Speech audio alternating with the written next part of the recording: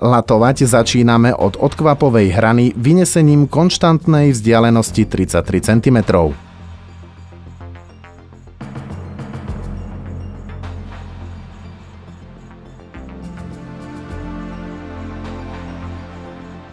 Pre správnosť ďalšieho postupu latovania je potrebné, aby prvá lata pri odkvapovej hrane bola položená vodorovne.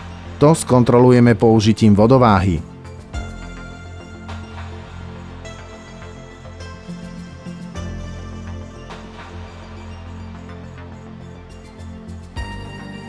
V latovaní pokračujeme až po hrebeň, pričom musíme rešpektovať podmienku maximálnej vzdialenosti medzi latami v závislosti na sklone strechy.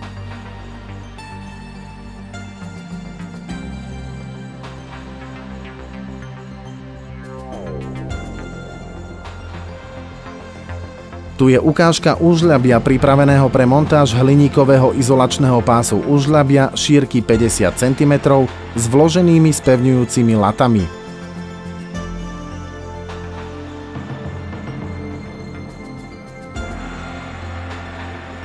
Pri použití fólií Bramac Pro, Universal, Universal S a Top tieto prekladáme v hrebení bez potreby vynechávania prevetrávacieho otvoru vďaka ich vysokej difúznej otvorenosti, ktorá dosahuje 1200 až 1400 gramov na meter štvorcový za 24 hodín.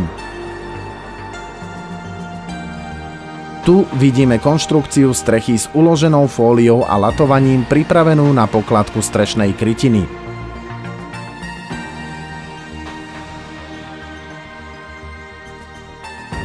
Pred začatím pokladky samotnej krytiny je potrebné zrealizovať ukončenie odkvapovej hrany namontovaním vetracieho pásu. Vetrací pás slúži na ochranu podstrešných priestorov a fólií proti vlietavaniu vtákov.